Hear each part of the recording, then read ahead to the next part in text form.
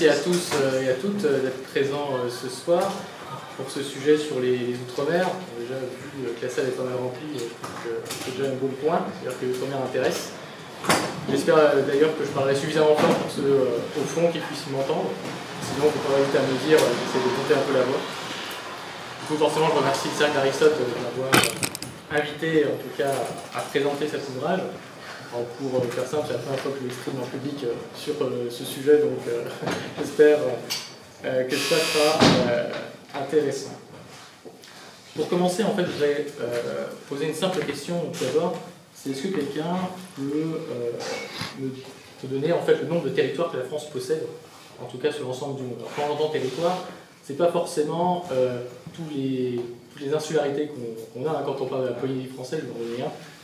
Il y a 118 îles au total qui composent la Polynésie, je considère que ça fait 1. Voilà, pas 118. Est-ce que quelqu'un a un chiffre, en tout cas, à donner? Au moins une vingtaine. Combien? Au moins une vingtaine.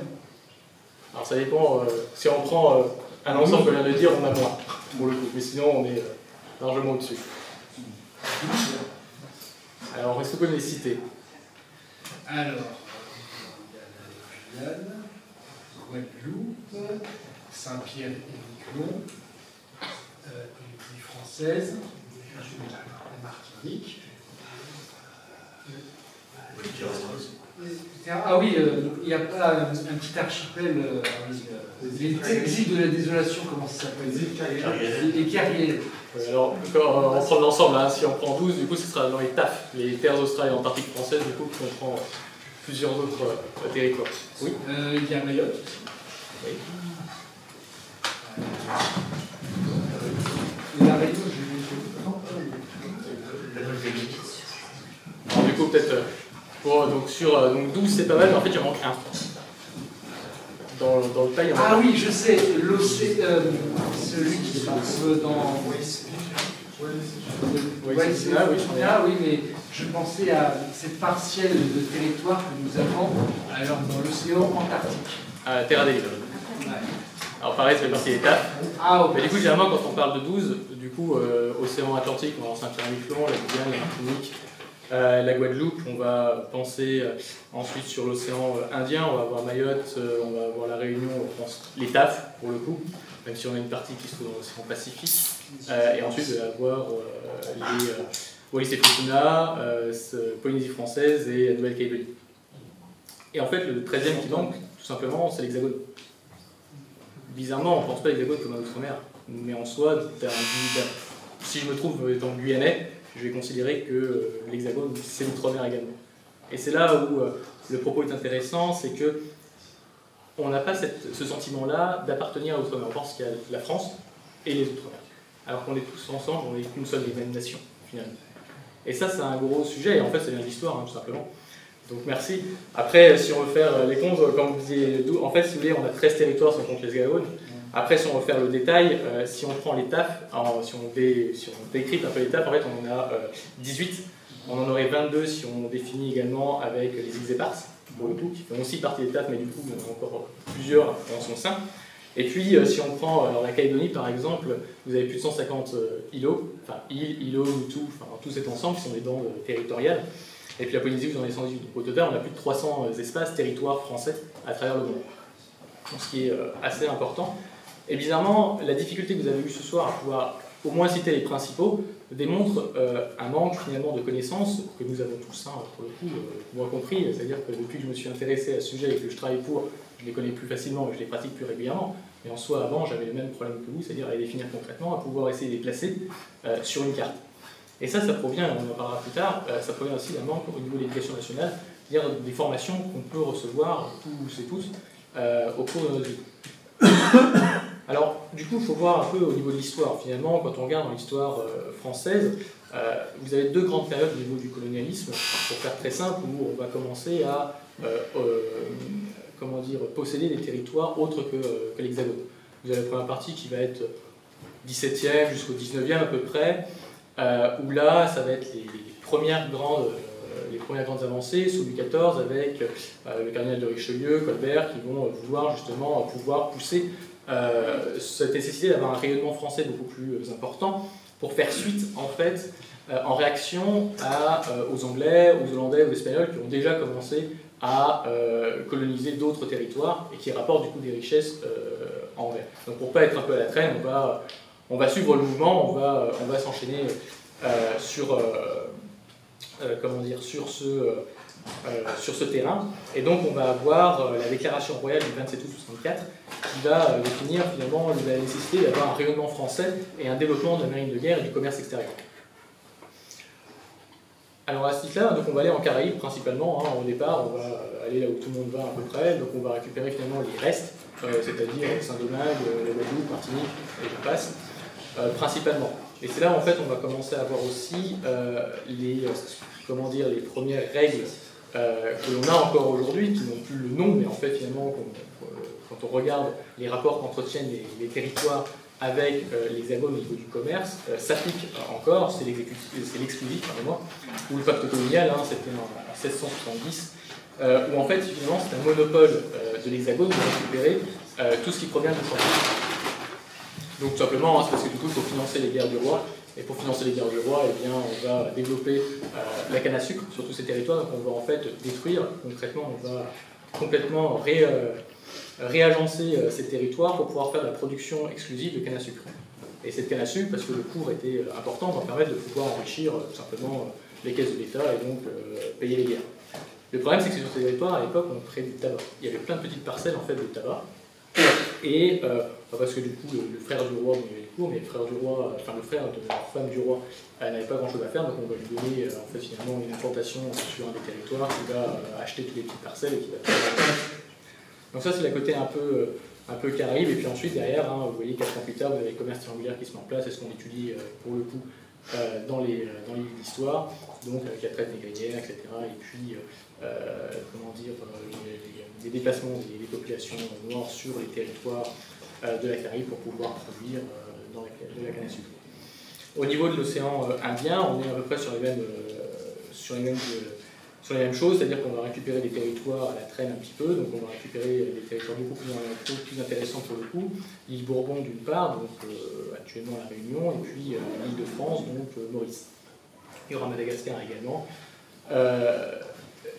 Le problème qu'il va y avoir ici, c'est qu'on va faire des investissements un peu plus structurels pour le coup au niveau de l'île de France, donc Maurice actuellement, pour des raisons toutes bêtes, c'est que topographiquement, c'est beaucoup plus simple de pouvoir créer des ports sur ce territoire, parce qu'il est sur une plaque tournante du commerce international, donc des grandes voies maritimes, puisque à l'époque, il n'y avait pas le canal de Suez, on passait par le Cap Horn, et puis on remontait soit par le canal de Mozambique, par les jusqu'aux Indes, donc on passait forcément par ces territoires. Et puis parce que c'était beaucoup plus simple au niveau de l'amarrage des bateaux de créer des ports sur ce territoire-là, puisque les côtes étaient moins complexes à aborder que ce qui se fait au niveau de la Réunion. Donc la Réunion était considérée comme le grenier de la France, donc c'est là où on récupérait finalement les grandes denrées qui étaient produites à côté. Et puis l'île Maurice était la plaque tournante, autant pour la guerre que pour le commerce. Malheureusement, au gré de l'histoire, la France va perdre ses territoires au profit des Anglais. Et d'ailleurs, les Anglais, à la suite, pour des négociations diverses et variées, vont accepter de nous rétrocéder uniquement l'île Bourbon, parce que pour eux, il n'y avait aucun intérêt de la garder, du fait qu'il n'y avait pas de potentiel majeur, en tout cas, il n'y avait pas de valeur ajoutée à la garder. Donc ils ont accepté de nous la rétrocéder. Voilà, simplement comme on a récupéré la Réunion à ces époques. Côté Pacifique, en revanche, un peu différent pour le coup. Là, ce sont les missionnaires catholiques qui vont en fait aller sur ces territoires et qui vont en fait prêcher la bonne parole, tout simplement pour récupérer des fidèles. Alors, pour grande chance pour eux, ils vont tomber sur la bonne île en Polynésie, l'île où il y avait le roi, et donc ça s'est bien passé. Et la Polynésie va accepter tout simplement de pouvoir entrer dans le giron français. La Nouvelle-Calédonie, on est à peu près sur les mêmes, sur le même procédé. Et encore une fois, on n'a pas de stratégie particulière, on vient juste pour approcher la bonne parole, comme on l'a fait dans d'autres États, mais on n'a pas de volonté particulière, on n'a pas de stratégie particulière à ce niveau-là. Il faudra attendre 10 ans pour la Nouvelle-Calédonie pour faire une stratégie qui était plus conjoncturelle, c'est-à-dire qu'on avait un besoin en métropole de savoir où on allait mettre nos prisonniers, nos bagnards, donc on va créer un bagne en Nouvelle-Calédonie parce que c'est assez loin. D'ailleurs, en parallèle qu'on peut faire aujourd'hui, on est en train de tenter de faire la même chose dans les autres, en créant un grand pôle-tension en disant bah, tout le surplus qu'on a en métropole, on va les mettre là-bas. Ce qui forcément fait grincer beaucoup les dents au niveau de Mayotte aujourd'hui.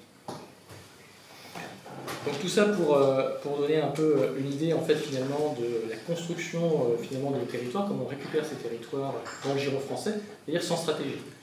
Et aujourd'hui encore, finalement, quand on regarde les politiques publiques qui sont mises en œuvre, finalement les déclarations politiques qu'il peut y avoir, les stratégies aujourd'hui, on peut se poser la question si on en a notamment une pour l'outre-mer. Parce que finalement, on règle un problème sur le conjoncturel, il y a un côté Michel, on va venir faire des déclarations, on va donner des garanties diverses et variées pour pouvoir, pour pouvoir venir aider ces territoires. Le problème, c'est que derrière, c'est pas forcément toujours suivi des faits et c'est pas forcément toujours concrétisé opérationnellement sur le territoire. Il peut y avoir des grandes décisions qui sont données, mais ensuite, l'opérabilité derrière reste à désirer, voire c'est de la poudre aux yeux, puisque vous pouvez avoir des opérations qui vont pouvoir se mettre en place, mais les financements ou le côté humain, l'ingénierie finalement derrière ne sera pas, ne suivra pas, ce qui va en fait finalement faire chou blanc. Vous l'avez sur la politique du logement, vous l'avez sur l'énergie, vous l'avez sur beaucoup de sujets. Si je prends plusieurs types de stratégies qu'il y a, vous avez des stratégies que j'ai considérées comme étant actives, des stratégies finalement qui vont avoir des actions concrètes qui vont pouvoir donner une feuille de route concrète à appliquer sur le territoire. Vous l'avez par exemple sur la trajectoire 5.0 du ministère de l'Outre-mer il y a 2 ans. Vous l'avez aussi sur celle de la ministre de la Santé de l'époque, Marisol Touraine, sur la stratégie santé d'outre-mer. Vous l'avez aussi sur les grandes stratégies pour l'éducation nationale, qui avait été présentées à l'époque, puis repris par Najat Vallaud-Belkacem derrière. Voilà, toutes ces grandes stratégies finalement qui ont un peu de mal derrière à avoir du corps. Et puis, ensuite, vous avez les stratégies passives, donc c'est les stratégies finalement où on se pose 5 minutes, on met les gens autour d'une table, on essaie d'échanger pour faire remonter finalement les doléances des territoires, pour pouvoir récupérer un peu de matière, et puis pour donner suite après à des stratégies plus actives. C'est le cas par exemple pour les assises de l'outre-mer, qui ont ensuite donné lieu, il y en a eu 2 d'ailleurs la même année, qui ont donné lieu au Conseil interministériel de l'outre-mer pour donner une feuille de route, un livre bleu de l'outre-mer, avec des actions plus ou moins concrètes derrière, qui devront être appliquées sur le territoire. Vous l'avez aussi sur les assises économiques de l'outre-mer qui ont commencé l'année dernière, en décembre l'année dernière, qui est la 2e édition de cette année. Voilà, vous avez ce genre de stratégies qui sont intéressantes, c'est nécessaire de les avoir pour pouvoir savoir ce qui se passe sur le territoire. Le problème, c'est qu'encore une fois, derrière, vous n'avez pas forcément d'application concrète dans la foulée ou de traduction dans les politiques publiques. Et ça, c'est un problème, parce que du coup, ça donne soit un décalage trop important avec l'outre-mer, soit des désillusions qui sont exacerbées parce qu'on leur promet des choses et derrière, il n'y a plus rien. Mais après, c'est pas forcément super étonnant non plus. Pourquoi ? Parce que vous demandez à des gens qui sont des décideurs politiques qui sont métropolitains de définir des stratégies, des actions à mener sur les territoires qu'ils ne connaissent pas, ou très peu. Pourquoi ? Encore une fois, l'État, ça reste des hommes et des femmes derrière, ça reste des hommes et des femmes qui sont presque tous sur les bancs de l'école, et l'école est faite de telle manière qu'on apprend tous la même chose pour avoir une unité, une uniformité dans l'éducation. Et ce point-là peut être très bien pour l'Hexagone, mais pour l'Outre-mer, ça ne va pas du tout. C'est-à-dire que les Outre-mer entre eux ne se connaissent pas, les Outre-mer connaissent l'histoire de la France, très bien, c'est bien. Quand je suis en Guyane, j'aime bien comprendre comment marchent les Grecs et les Romains en Hexagone, mais je ne connais pas forcément mon territoire, moi, plus en détail. Je ne connais pas non plus le territoire qui se trouve juste à côté. Je n'ai pas non plus de lien, finalement, on parle de choses qui sont trop éloignées par rapport à moi. On le voit nous-mêmes, quand on regarde la télé, je ne suis pas sûr que la chaîne France O, à l'époque, on la regardait tous avec très grande assiduité, ou quand on la regardait, si on n'était pas en train de faire autre chose en même temps, parce que ça faisait une bonne musique de fond, et voilà. Mais c'est normal, c'est humain. C'est-à-dire que ça ne me touche pas, pourquoi en profiter plus que ça. Donc voilà, donc vous demandez finalement à des gens de définir cela à des milliers de kilomètres, ils ne connaissent pas forcément, et ils ont on a toujours un peu ce syndrome-là, c'est-à-dire de vouloir prêcher à votre parole, de dire nous on sait, vous ne savez pas, je vais vous apporter la bonne parole. Le problème c'est que ça ne marche pas forcément tout le temps, voire ça ne marche jamais. on peut se poser la question du coup pourquoi on n'évolue pas sur ces choses-là. On sait qu'il y a ce problème, on sait très bien où ça pêche, pourquoi on ne vient pas changer? Eh bien tout simplement parce que finalement quand on regarde dans les programmes scolaires, déjà leur conception, comment on crée un programme scolaire, comment on pourrait justement faire évoluer les mentalités tout simplement en sensibilisant les plus jeunes qui sont les décideurs de demain. On l'a fait pour l'écologie. Moi à l'époque quand j'y étais à l'école c'était pas si loin, pour d'autres ça peut être beaucoup plus loin. On en parlait peu, enfin, en tout cas, bon, très bien, voilà, c'était les débuts, bon, mais c'était pas fort. L'anglais c'était pareil, première séance d'anglais que j'ai eue c'était en CM2, j'avais une séance. Aujourd'hui, l'anglais on est en CP, parce qu'on a compris que c'était important et qu'il fallait le faire. Donc il y a des choses qui peuvent évoluer. Pourquoi pas l'outre-mer? Pourquoi c'est si difficile de vouloir intégrer l'outre-mer dans ces programmes scolaires? Bon, il y a plusieurs raisons. La première, c'est déjà la création d'un programme scolaire, il passe par une volonté du ministre en lui-même. Le ministre doit décider, voilà, je veux changer de programme scolaire, il est nécessaire de. Ou alors, le Conseil supérieur des programmes qui, lui, va s'autosaisir en disant il faut changer de programme, il faut voir un peu comment on fait. Ensuite, une fois qu'on passe ce stade-là, il y a un projet qui est fait, qui est validé, il passe ensuite en avis consultatif au niveau du Conseil supérieur de l'éducation, et au-delà, qui rend un avis, et le ministre derrière décide si oui ou non il l'applique ou pas. Très bien. Le problème, c'est que dans tous ces organismes, il n'y a aucun ultramarin. Il n'y en a pas. Quand vous n'avez pas d'ultramarin dans ces instances de décision, bah c'est compliqué de pouvoir faire valoir leur emploi. Les moments où on a pu enfin faire évoluer, c'est des pressions de personnalités politiques influentes. La première grosse évolution, c'est les années 2000, c'est sous l'égide principale de Taubira, à l'époque, qui a forcé les pieds et les mains pour pouvoir intégrer l'esclavagisme dans les programmes scolaires. L'esclavagisme, ça touche quand même une bonne partie de notre histoire. Et on ne voulait pas en parler. Du moins, on ne voulait pas trop en parler.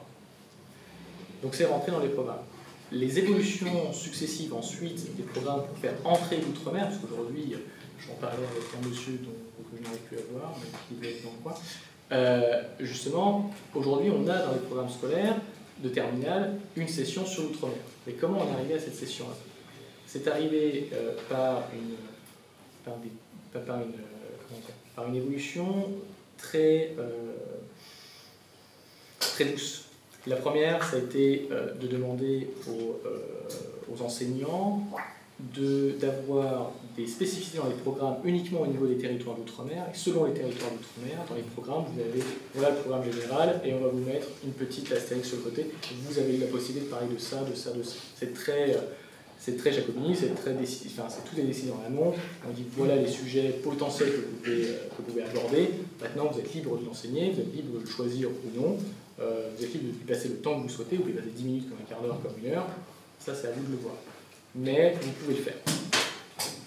C'est-à-dire dans les années 2012, 2014, on commençait à le faire. Et puis ensuite, aujourd'hui, on a compris qu'il va falloir commencer à imposer les choses. Parce qu'il y a une demande qui est faite aussi derrière. Vous avez un certain nombre d'organismes qui se créent au fur et à mesure des années, qui souhaitent représenter l'outre-mer et donc, du coup qui viennent pousser pour que la prise en compte des spécificités des territoires d'outre-mer, notamment leur histoire et leur culture, pour conserver ces identités et pour conserver également les bonnes relations finalement entre les territoires et l'Hexagone, puissent perdurer. Et donc ici, vous avez l'obligation maintenant, qui est donnée pour certains cours, dans certaines matières et à certains niveaux, l'obligation d'au moins prendre une spécificité selon le territoire, dans celles qui sont définies par l'État. Et donc c'est comme ça qu'on va commencer à avoir enfin des programmes qui intègrent un peu plus l'outre-mer. C'est vraiment léger, hein, on reste quand même sur 3 cours, potentiellement sur un ensemble scolaire, ça reste quand même extrêmement léger. Et encore une fois, on est sur la liberté d'enseignement, c'est-à-dire que l'enseignant choisit le temps qu'il y passe. C'est-à-dire selon sa connaissance à lui, déjà personnelle, et puis selon ses affinités également.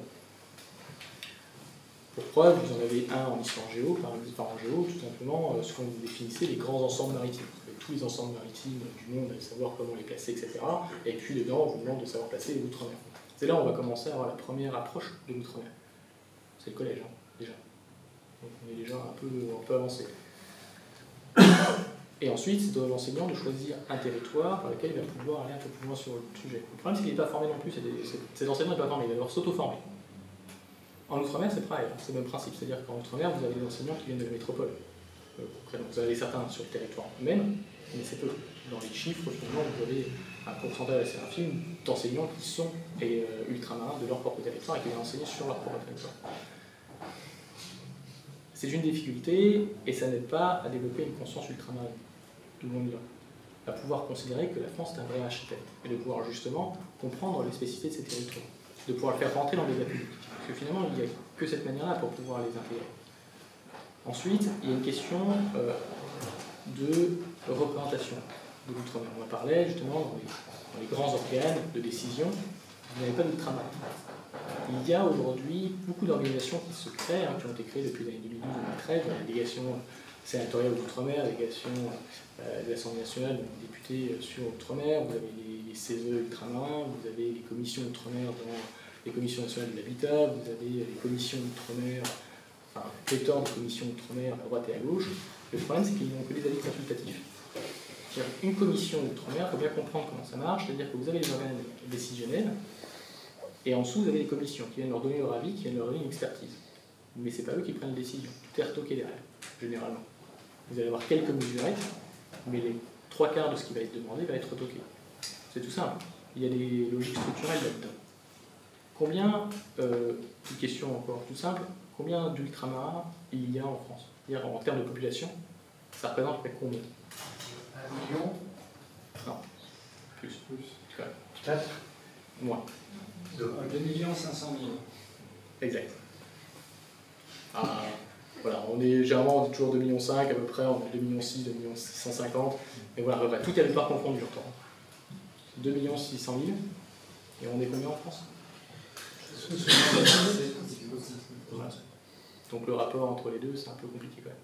C'est-à-dire que l'outre-mer sera toujours considéré, si vous êtes sur des organisations qui représentent autant le national que l'ultramarin, vous aurez toujours, et dans n'importe quel sens, c'est normal, il n'y a aucun jugement de valeur là-dessus, mais c'est classique, vous êtes une minorité. Et dès lors que vous êtes une minorité, vous êtes une variable d'ajustement dans les décisions qui sont prises. Qu'importe le sujet, qu'importe le domaine. Vous pouvez regarder, ce qui est logique. Et donc du coup, si vous rentrez dans l'intérêt de la majorité, vous aurez droit à quelque chose. Si vous n'y rentrez pas, soit vous avez vraiment des gens très très forts pour pouvoir passer votre mesure, soit sinon vous ne passerez pas. Et c'est ce qui se passe avec le ministère de l'Outre-mer. Le ministère de l'Outre-mer, c'est un petit ministère. On parle toujours de gros ministère, de petit ministère. Il faut comprendre un peu l'organisation, comment ça marche en France. Vous avez le Premier ministre, très bien. Le ministre a son gouvernement et des ministères.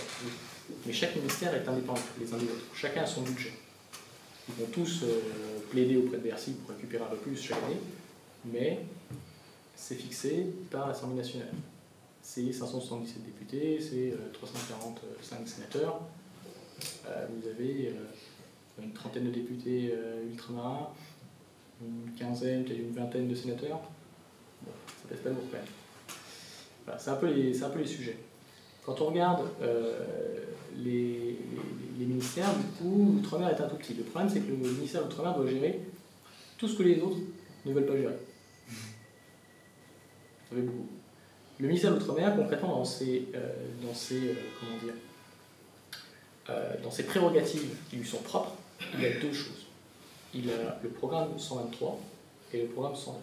Concrètement, c'est l'habitat, c'est les conditions de vie en Outre-mer. C'est tout. C'est tout petit. Donc c'est-à-dire que là, il va y avoir quelques agences qui lui sont propres, qui sont rattachées, qu'on appelle un ministère de rattachement, donc c'est des organismes finalement qui lui sont à lui et lui seul, et donc qui prioritairement vont gérer les demandes de leur ministère. Ensuite, quand le ministère de l'Outre-mer veut faire quelque chose, par exemple sur l'écologie, il va devoir aller taper à la porte du ministère de l'écologie, aller voir les agences qui leur sont propres à ce ministère-là et lui dire, au fait, est-ce que vous pouvez faire quelque chose pour moi? Oui, du coup, ils vont dire combien. Mais le problème, c'est que le ministère de l'Outre-mer n'est pas bien doté en termes d'autonomie. Ça va être un peu compliqué. Et donc, en fait, il va avoir tellement de missions diverses et variées, il va devoir toujours aller toquer aux portes des autres, mais les autres ne connaissent pas les problématiques d'Outre-mer et en fait, se fichent. Concrètement, C'est le cadet de leurs soucis. Donc quand vous êtes en réunion interministérielle, ou quand vous êtes avec les chefs de cabinet ou autres, tout le monde se retrouve autour de la table, c'est très bien. Vous avez une personne devant vous qui manage un peu tout le monde et qui va demander, généralement le renvoi du Premier ministre, qui fait la coordination finalement de l'ensemble des actions des différents ministères, qui va dire, Jean-Paul, votre ministère, vous faites quoi? Ah, vous faites d'accord. Et vous faites quoi? Ok. Et chacun va devoir se battre pour pouvoir récupérer l'autre. Normalement, ça va aller jusqu'à Bercy, puis on va demander à Bercy, ok, très bien, vous êtes prêt à débourser, Bercy va vous dire, ça coûte combien? Pour votre le problème, c'est que vous allez devoir le multiplier par le nombre de territoires qu'il y a. Généralement, on va dire trop cher. Ça va pas. C'est comme ça que vous arrivez à des mesures surprenantes. J'en prends une comme ça, les APL. Les aides personnalisées au logement. Ça existe en Hexagone. Ça existe pas en Outre-mer. Les ultramarins ne bénéficient pas des APL. Alors moi, les APL, vous en avez trois. Vous avez l'aide au logement, l'aide au logement social, et puis les aides personnalisées au logement spontanées. Ils ont les deux premières, ils n'ont pas la troisième. Pourtant, vous êtes sur des populations qui sont majoritairement pauvres, voire même très pauvres. Quand on dit cela, il faut regarder les seuils de pauvreté. Le seuil de pauvreté fixé au national, c'est 1100, 1200 euros, à peu près. En Outre-mer, c'est pas le même seuil. On a changé. C'est 563 ou 570 euros. Et malgré tout, en métropole, vous avez 14% de pauvres. En Outre-mer, vous en avez 19%. Avec ces différents seuils. Maintenant, si vous prenez le même seuil, c'est ce qu'ils ont tenté de le faire l'année dernière, l'INSEE a fait le petit calcul en disant c'est pas normal, poussé par des organisations justement représentatives d'outre-mer, uniquement des outre-mer, parce que du coup, ils n'ont que eux à défendre, et là c'est plus simple. Pour le coup, il n'y a pas de logique structurelle là-dedans. Ils l'ont fait. Et ben, ça change beaucoup. C'est-à-dire que si vous prenez le même seuil, selon les territoires, vous êtes entre 30% pour certains territoires à 55-60% de pauvres. Ça change beaucoup la donne. Et donc ces différences qui sont là, c'est juste parce que du coup les chiffres on peut les manipuler comme on souhaite, hein, on peut en faire ce qu'on veut, tout dépend ce qu'on prend là-dedans. Et c'est uniquement pour éviter de choquer la population et de montrer un peu les difficultés et ce qu'on ne fait pas. Pareil, je parlais tout à l'heure de Bercy et des mesures, il dit que ça coûte trop cher. Les aides personnalisées, on ne les a pas faites parce qu'on a considéré qu'il y avait les aides à la pierre. Je ne vous passe tous les détails, mais les aides à la pierre, concrètement, c'est des subventions qui sont données aux maîtres d'ouvrage, bref, aux bailleurs ou aux constructeurs pour pouvoir financer finalement le logement. La création de logements. Généralement, ça passe par l'imposition, par des exemptions d'impôts, etc. Et donc, on a considéré, on a dit oui, mais ça, vous avez les aides à la pierre, la métropole l'a pas. Ok.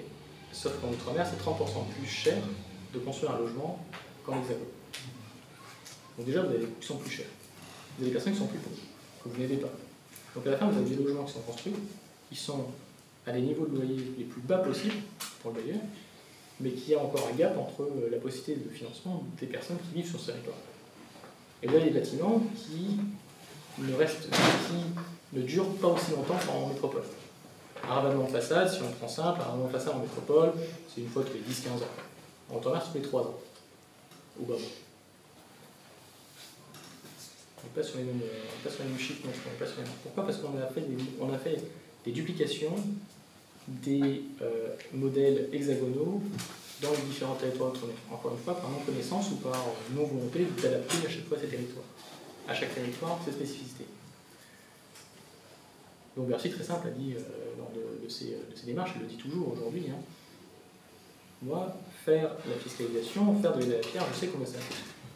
Faire de l'aide à la pierre sur le logement, je ne sais pas combien ça coûte. Trop cher. Bon. Et c'est là où on va commencer à créer des différences. On parlait tout à l'heure un peu de l'histoire. En 1946, on a fait ce qu'on appelle la départementalisation. On a fait le choix finalement de demander aux différents colonies ce qui devait rester en France, par la France, et sous quel modèle. Départementalisation, assimilation ou Union française. Départementalisation, assimilation, les 4 vieilles l'ont fait très rapidement, hein, en disant concrètement, je veux être départementalisé parce que j'aurai, dans l'esprit, j'aurai exactement les mêmes droits, j'aurai les mêmes avantages que ce qui se fait pour tout territoire qui se trouve en Hexagone. Bah, aujourd'hui encore, ce n'est pas le cas. Pour ceux qui sont dans l'Union française, c'est ce qu'on appelle aujourd'hui les territoires d'outre-mer, hein, la Nouvelle-Calédonie, la Polynésie française, concrètement, eux, on disait il faut garder un lien, mais il y a une identité culturelle qu'il faut continuer à valoriser, etc. C'est le cas toujours aujourd'hui. On essaie de conserver cette chose-là, de conserver les identités culturelles, mais en même temps, on essaie quand même de les garder avec nous, on essaie d'imposer certaines choses, on ne leur donne pas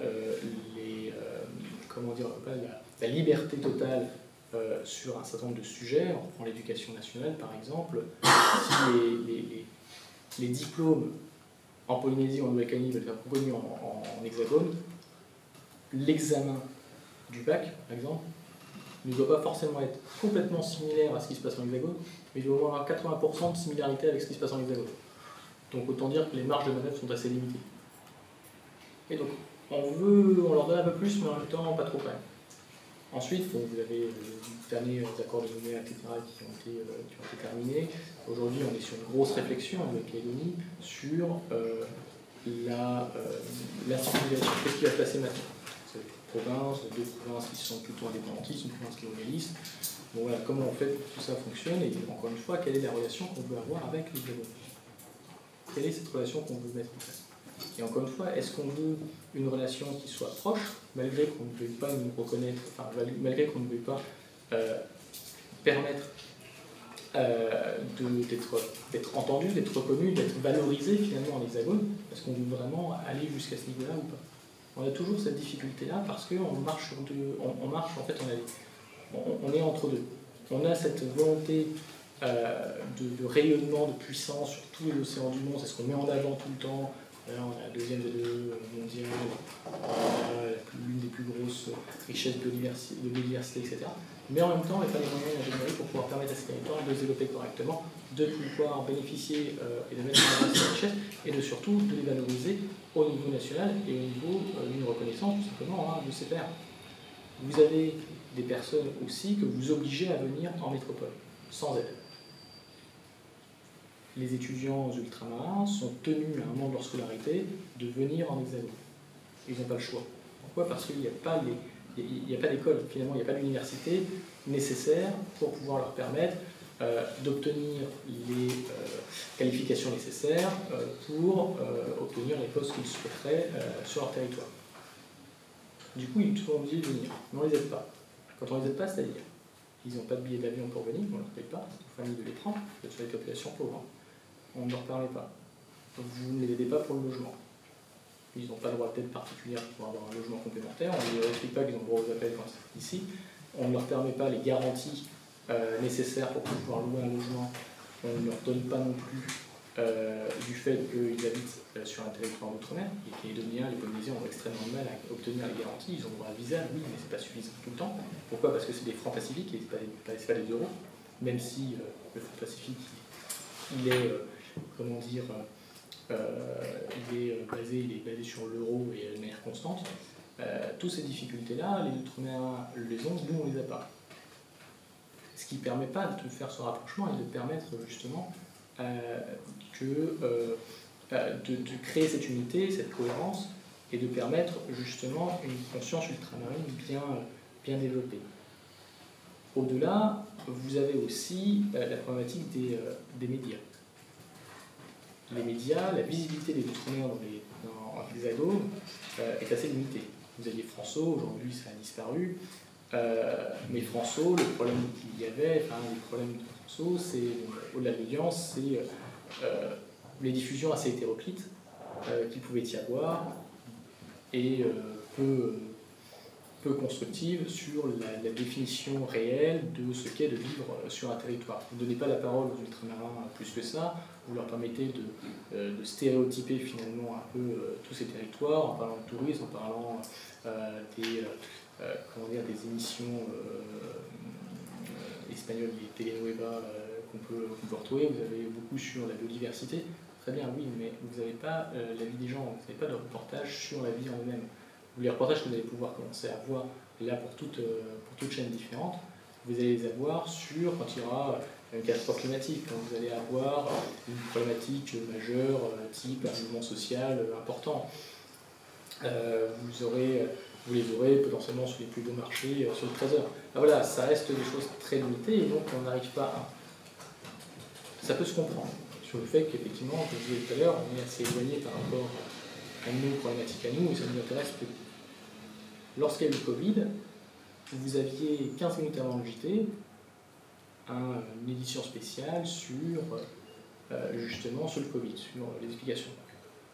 Certains regardaient, d'autres ne regardaient pas, bon, au bout d'un moment, au bout de 2 mois, voilà, je pense que comme tous, on y était parce que c'était un quart d'heure avant, on avait allumé la télé, mais on ne regardait pas forcément plus que ça. Qu'est-ce qui empêcherait finalement de pousser un peu, alors certes, les chaînes télé sont privées pour partie, mais sur les chaînes publiques, justement, de créer un JT spécial sur l'outre-mer, chaque jour, un territoire par exemple, 15 minutes, 20 minutes, justement pour permettre, nous, hexagonaux, d'avoir la possibilité de comprendre ce qu'est l'outre-mer, de ces différents territoires. On pourrait le changer, on a différents bassins, on a différentes journées dans la semaine, ça pourrait être quelque chose. Et surtout, permettre aux ultramarins qui vivent ici en métropole de pouvoir avoir une idée de ce qui se passe chez eux. Parce que, bon, ça en oublie beaucoup, mais ceux qui vivent ici, ils sont quand même éloignés de leurs parents, vous êtes sur des... Pour les plus jeunes, à 18 ans, 17-18 ans, qui sont en métropole loin de leurs parents, pour certains à plus de 10 000 km, ils aiment bien retrouver, enfin, comme nous, quand on est à l'étranger, on aime bien retrouver quelque chose qui nous rapproche finalement de là où on est. Ça nous montre un petit peu, ça nous fait un peu nostalgie, puis en même temps, ça nous remet bien. Et donc ça, pourquoi on ne le ferait pas sur les chaînes publiques, pour le coup pourquoi ça n'est pas mis en place? C'est une question, c'est une question ouverte, pour le coup, je n'ai pas de réponse. Mais à mon avis, ça peut être quelque chose d'intéressant. Vous avez aussi, et pour revenir sur les médias, en Outre-mer, les monopoles de l'État. Pendant très longtemps, c'était l'ORTF, ensuite c'était FR Dom-Tom. Et en fait, aujourd'hui encore, en Outre-mer, la télé et la visibilité médiatique restent très contenues par l'État. Vous avez quelques chaînes privées, vous avez quelques chaînes libres, mais elles sont extrêmement minoritaires et elles ont du mal à tenir pour les questions financières. Pour rappel, vous avez le principe de la liberté de la presse qui avait été donné en 1944 avec en 1984 le Conseil constitutionnel qui avait fait comme objectif de valeur constitutionnelle le pluralisme des quotidiens d'information. Le problème, c'est que ça encore, ce n'est pas plus que ça mis en place dans les territoires d'outre-mer. Vous restez encore sur la mainmise de l'État sur ce qui peut être vu. D'ailleurs, quand vous allez sur les territoires, je ne sais pas si certains d'entre vous y sont déjà allés, ils ont ouvert la télé, ça reste limité. Sur les chaînes, ce n'est pas la TNT qu'on a en hexagone, ce n'est pas le même débit non plus, et les informations qui sont dessus sont toujours tournées sur sur les généralités du quotidien sans entrer finalement dans les détails, sans donner la voix aux ultramarins de pouvoir s'exprimer. Vous avez à La Réunion une chaîne qui avait essayé de le faire justement, Téléfreedom, Radio Freedom initialement, puis Téléfreedom derrière, elle a été condamnée plusieurs fois d'ailleurs par l'État parce que justement elle n'avait pas obtenu du CSA ces autorisations. Elles avaient quand même fait, d'ailleurs ça avait fait des mouvements sociaux assez importants, parce que justement c'était l'une des premières télés à donner la voix directe aux ultramarins pour pouvoir s'exprimer sur leurs problèmes du quotidien, de pouvoir parler dans leur langue régionale. Donc langue régionale et pas créole, parce que Mayotte apprécie pas beaucoup qui disent créole. Et donc on leur a donné cette possibilité-là. Le problème encore, c'est que du coup elle a dû être arrêtée et d'autres n'ont pas repris toujours pour des raisons budgétaires et puis des raisons simplement de mise de l'État. Tout ça fait que on tente toujours de conserver les modèles anciens, de pouvoir contenir l'outre-mer, de leur donner les miettes de ce qu'on peut pour éviter les grosses tensions sociales, mais on ne va pas au-delà, on ne va pas aller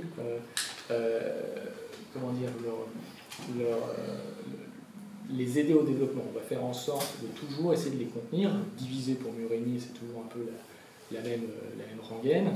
Vous avez des territoires qui se battent les uns les autres pour pouvoir obtenir les faveurs des ministères, par exemple. Et donc, en fait, ça ne permet pas de pouvoir avoir une unité ultramarine, justement, qui pourrait, malgré leur petitesse, leur étroitesse, qui pourrait justement venir pousser un petit peu l'État central sur ses convictions et pouvoir essayer de lui permettre, enfin de permettre à l'État de modifier un peu sa vision des Outre-mer et donc son action à leur encontre. Par conséquent, on va avoir des décalages entre du coup, les besoins exprimés par les territoires et les réponses qui sont apportées. Quand on regarde également les emplacements des territoires, les territoires sont placés dans des zones qui pourraient potentiellement être stratégiques et qui pourraient potentiellement permettre l'avènement de ce qu'on appelle des hubs, c'est-à-dire des centres, des centres de prospérité économique ou de zones militaires intéressantes pour les différentes alliances que l'on peut avoir à travers le monde. Je vais prendre 3 exemples. Vous avez la possibilité, en Outre-mer, on aurait pu avoir la possibilité d'être un hub numérique. Les hubs numériques, vous savez, ce sont tous ces câbles sous-marins qui sont mis un peu partout. 99% des données numériques passent par les câbles sous-marins, même au téléphone, tout passe par des câbles. Les satellites, c'est très rare, hein, c'est 1% à peu près de l'ensemble des communications qui sont généralement réservées aux militaires. Mais tout passe par les câbles numériques. Les hubs, finalement, ce sont les points névralgiques où tous les câbles arrivent et repartent. Vous en avez 2 en France, vous en avez un au niveau vous en avez 2 en Égypte, un au niveau du début du canal de Suez, l'autre à la fin. Vous en avez un aux États-Unis, sur la côte Est, vous en avez un sur la côte Ouest. Bref. Et dans la Caraïbe, par exemple, vous en avez un, mais c'est ni en Guadeloupe, ni en Martinique, ni du coup sur la Caraïbe, ni en Guyane. Il se trouve à Porto Rico. Souvent en plein centre. Mais c'est une dépendance des États-Unis. Parce que du coup, ils ont compris l'intérêt qu'il y avait, et donc tout arrive chez eux, et ensuite est relancé sur les autres. C'est-à-dire que si jamais il se passe un problème sur un des câbles, en fait, il peut ne plus avoir connexion ailleurs. C'est les grands problèmes qu'il y a eu un coup, on avait testé de le faire au niveau du canal de Suez, où des plongeurs avaient essayé de venir couper quelques câbles ici, ou se connecter dessus pour récupérer des informations. Aujourd'hui, l'Hexagone n'est pas relié directement à aucun de ces outre-mer. Tout passe par des câbles, des hubs qui sont positionnés ailleurs. Pourquoi la France n'arrive pas à être un hub pourquoi elle n'a pas pris la mesure du problème, la mesure de l'emplacement stratégique? Parce que forcément, vous récupérez toutes les données informatiques. L'affaire Snowden, ce n'est rien ni plus ni moins qu'une alliance de différents États, d'ailleurs anciens États de la Commonwealth, qui possédaient les hubs numériques, tout simplement. Donc il vient juste se caler dessus et récupérer les informations. Rien de plus. Pourquoi nous en France on ne l'a pas fait? Pourtant la France elle possédait, c'était l'un des rares pays au monde à avoir toute la chaîne de valeur sur les câbles numériques. On créait le câble, on a les câbliers pour les poser, on a les câbliers pour les réparer et les maintenir et faire la maintenance. C'était Alcatel Submarine Network, ASN, et puis Orange Marine, pour le coup.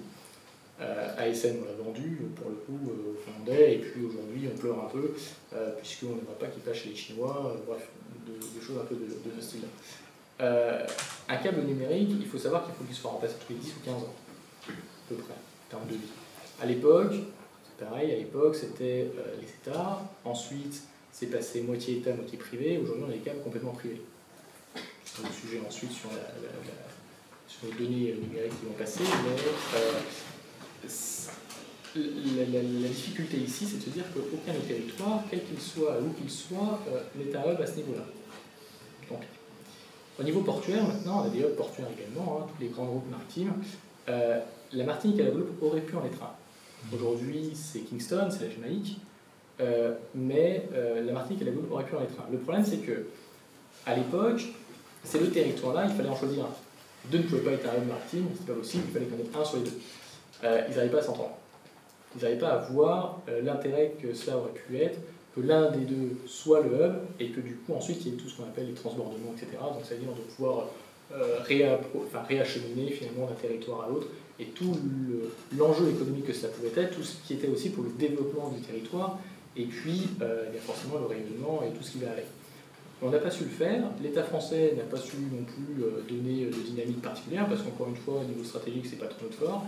parce que l'outre-mer est toujours mis un peu de côté, on n'arrive pas à avoir cette vision globale pour une raison du manque de connaissances ou du manque de volonté, potentiellement. Et donc, aucun des deux n'a été, c'est Kingston, et puis aujourd'hui, c'est trop tard, ça aura beaucoup de mal à changer, notamment parce que l'autre problématique, c'est que la France, au niveau portuaire, on n'est quand même pas très bon non plus. On investit très peu dans le maritime, c'est pas notre fort, que ce soit dans l'histoire générale ou que ce soit aujourd'hui. Le maritime n'est pas notre priorité non plus, on est plus résolument tourné sur le continental plutôt que le maritime. Ça se transcende finalement sur l'ensemble des questions qu'on a pu voir aujourd'hui. Le troisième, c'est l'aéroportuel, enfin c'est l'aérien. Les hubs aériens, finalement, c'est là où sont les gros aéroports, où finalement vous êtes obligé de faire vos escales pour pouvoir faire vos changements de ligne quand vous faites des grands trajets. Les territoires d'outre-mer français sont positionnés de telle sorte à ce qu'ils auraient pu l'être. On l'a vu avec le Covid, quand les frontières ont été fermées aux États-Unis, au Canada également, pour relier la Polynésie, ça devenait compliqué. On a dû trouver des trésors d'ingénierie. Concrètement, on a sorti ça aux infos, mais en soi, on savait qu'on pouvait le faire depuis très longtemps. C'est juste qu'on n'avait pas très envie, parce qu'économiquement, c'est pas viable, et parce que l'État a dû dépenser des grosses sonnettes pour pouvoir assurer en fait sa mission principale, qui est la continuité territoriale. C'est une obligation d'État.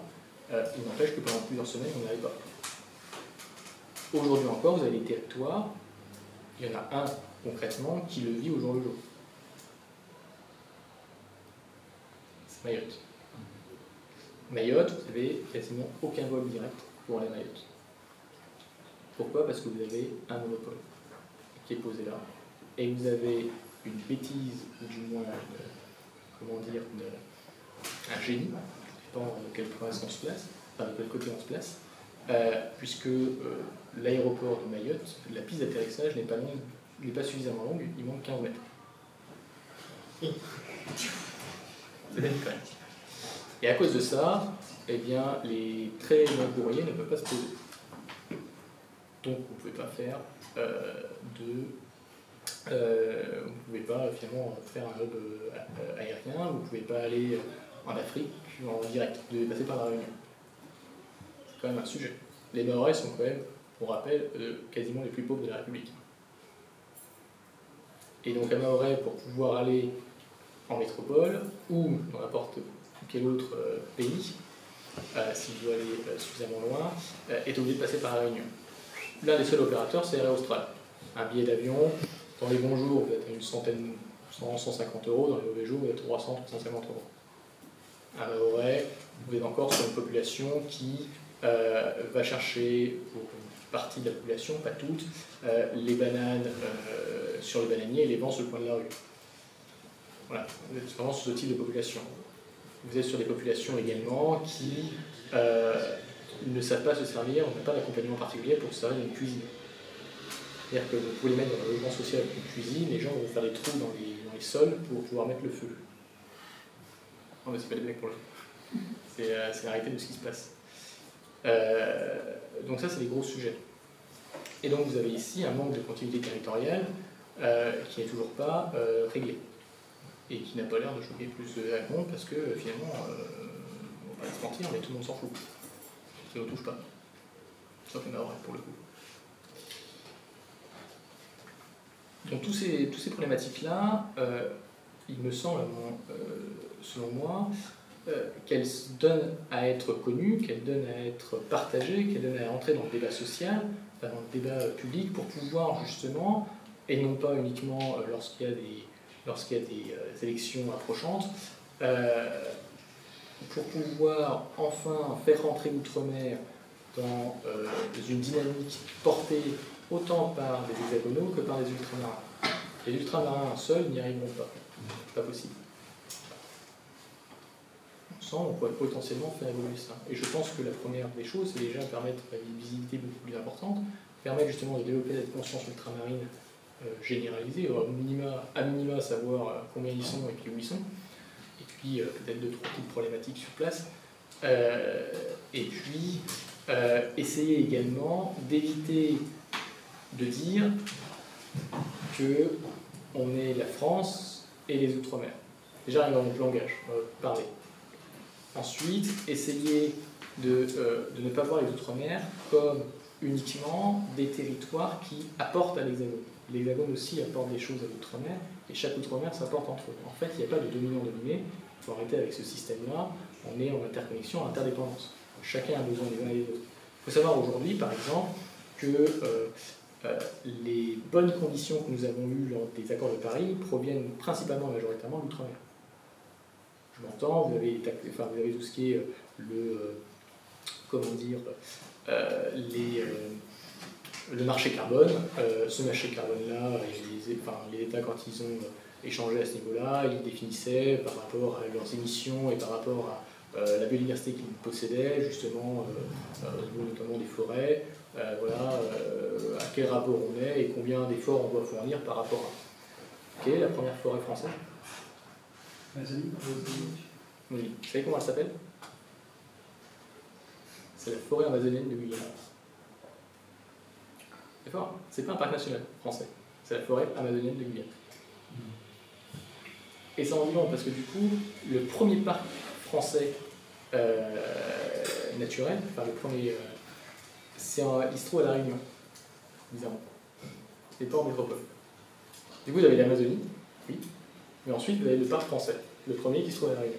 Et ensuite vous avez les autres parcs, donc les Landes Nord devrait être le deuxième, parce que c'est le plus gros, mais c'est pas non plus un parc national. Bizarre.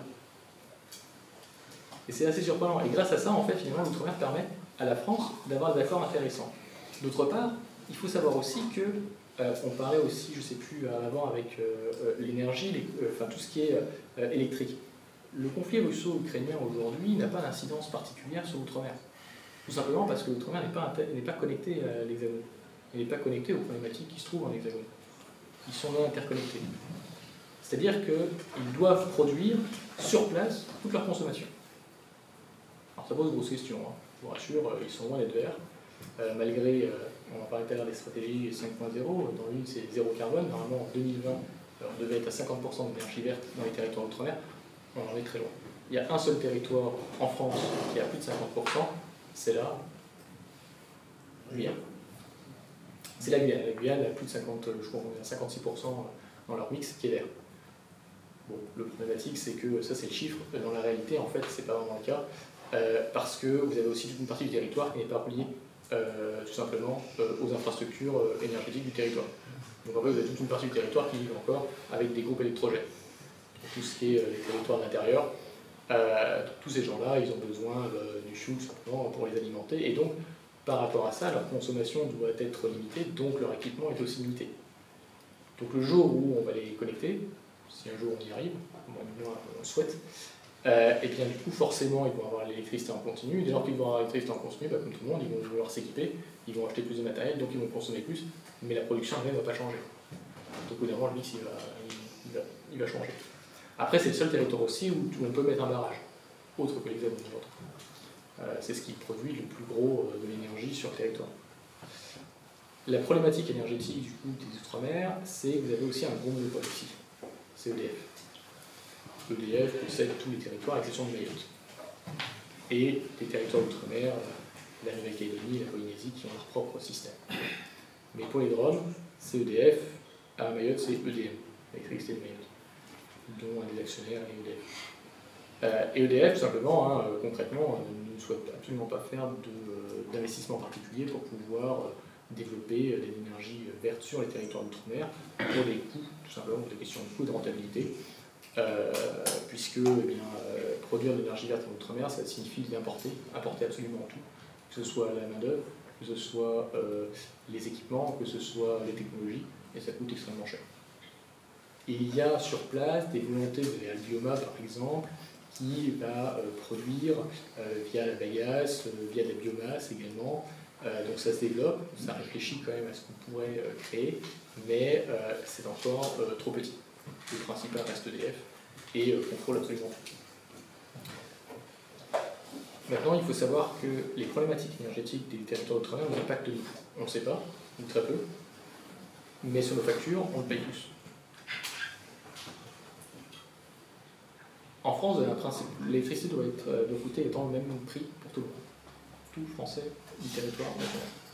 On paye tous le même prix. On paye 50 € ou 51 € du mégawattheure. Jusqu'à maintenant. En Outre-mer aussi. Sauf que le coût de production en Outre-mer est largement supérieur. En Hexagone, il est bien de 50-51 € du mégawattheure. En Outre-mer, il est à 223. Donc du coup, pour assurer la petite différence qu'il y a, c'est pas EDF qui la prend à sa charge, c'est nous tous qui la payons avec la CSP, la contribution sociale de l'UCP. Et donc on la paye tous, c'est une taxe, hein, vous avez sur la facture, si vous la cherchez, vous allez la voir. Et du coup, on paye justement cette différence. Donc EDF pour eux, c'est tout bénef, pour nous un peu moins. Et donc du coup, ça n'engage pas EDF à faire des investissements particuliers, extrêmement importants pour changer justement ces modèles. En Outre-mer, vous restez concrètement à un mix qui est aux alentours de 30% de verre pour les meilleurs. Pour les moins bons, vous êtes à 5% de verre. Ça, c'est Mayotte. C'est toujours Mayotte. Voilà un petit peu le bilan, un peu tout ça. C'est pour ça que ce qui va se passer ici en Hexagone, si les prix montent ici en Hexagone, chez eux, ça ne changera pas grand-chose. Hormis ce qui choque au gaz, enfin, le gaz, ça pourrait être un problème, sauf qu'en Outre-mer, on n'utilise pas de gaz. Très très peu. C'est trop compliqué à faire venir, donc généralement c'est du pétrole et puis c'est du charbon. Voilà. Donc du coup, au-delà de tout cela, on pourrait se demander aussi, mais qu'en est-il de l'intégration régionale? Comment ces territoires, finalement on en parle, hein, il y a beaucoup de politiques qui disent oui, mais il faut entrer ces territoires dans leur région, dans leur environnement régional. Comment on fait pour le faire? Ces territoires, ils sont les avant-postes de l'Union européenne au sein même de tous ces groupes, de toutes ces organisations régionales. Ça permet à la France d'avoir voix absolument partout et dans quasiment toutes les organisations régionales. Dans un monde qui a été mondialisé, aujourd'hui on retourne sur la régionalisation, c'est quand même plutôt pratique. On ne le sait pas, mais grâce à Wallis et Futuna, parce que c'est un petit territoire, un tout petit territoire du Pacifique, on est dans l'organisation des petites insularités du Pacifique. Mais ça représente beaucoup de monde en Pacifique. Et grâce à eux, on a voix au chapitre. Pourtant, c'est extrêmement loin de nous, mais dans la volonté d'une politique sur l'Indo-Pacifique, une stratégie Indo-Pacifique, c'est quand même plutôt intéressant. On a aussi voix au chapitre à la COI,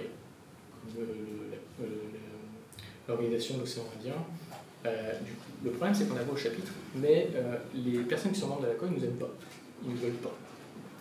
Pourquoi? Parce que pour eux, ils voudraient parler à la Réunion et à Mayotte. Ils ne veulent pas parler à l'Hexagone. Et ça serait bien que la Réunion, elle, est complètement assimilée à l'Hexagone. Donc quand la Réunion parle, c'est l'Hexagone qui parle. Pourquoi? Parce que l'outre-mer, la diplomatie ultramarine, en tout cas dans les organisations régionales, elle est soumise à un principe. Un principe, ça, c'est le monopole de l'État. C'est les affaires étrangères de la France. C'est eux qui décident. C'est-à-dire que les collectivités, depuis la LOM, loi de 2000, permet aux collectivités de pouvoir elles-mêmes se dire tiens, je vais être membre de ça en parallèle de la France. France hexagonale. Exemple, dans la Caraïbe, à l'OECE, vous avez la France qui est représentée, et vous avez aussi la Guadeloupe qui est représentée. Bonjour. Qui est également représentée. Le problème, c'est que la Guadeloupe ne peut pas s'exprimer librement. Elle doit absolument, à aucun moment, contredire ce qui est dit par l'État. Du coup, ça pose quand même souci. D'autant qu'en plus, la Guadeloupe fait partie de l'Union européenne, c'est une organisation internationale, c'est une organisation de coopération économique finalement, et l'OECE s'en est aussi au niveau de la Caraïbe. Un territoire qui fait partie de deux choses en même temps, ça pose souci, sachant que du coup, ils partagent aussi l'Union européenne dans ce truc-là. Donc ça pose des questions. Comment on fait pour arriver à mettre tout le monde d'accord quand on n'est pas d'accord? Parce que forcément, les territoires d'outre-mer vont vouloir développer leur relation avec l'environnement régional pour pouvoir bénéficier d'un certain nombre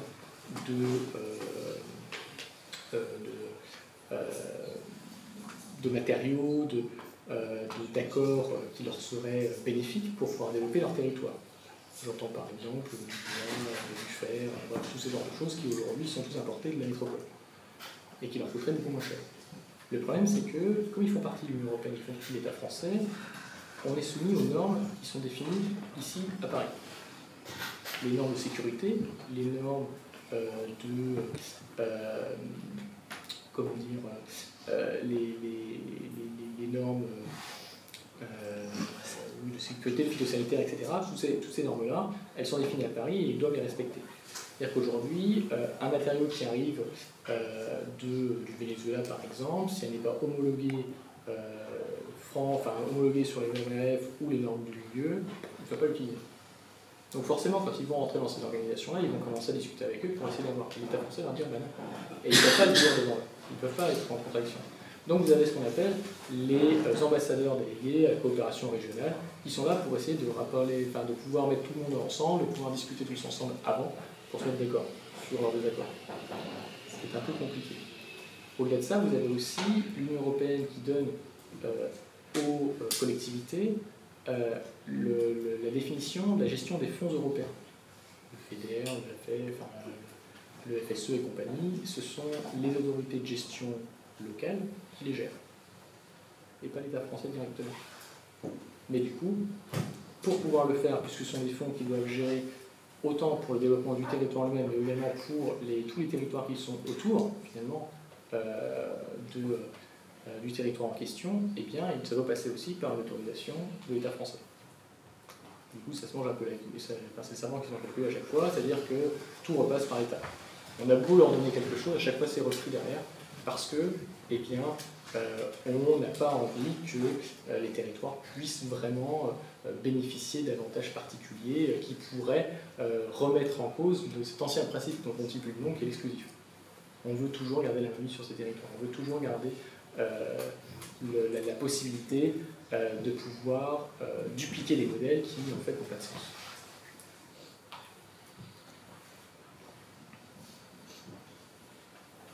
Ces difficultés, les autres États l'ont bien compris.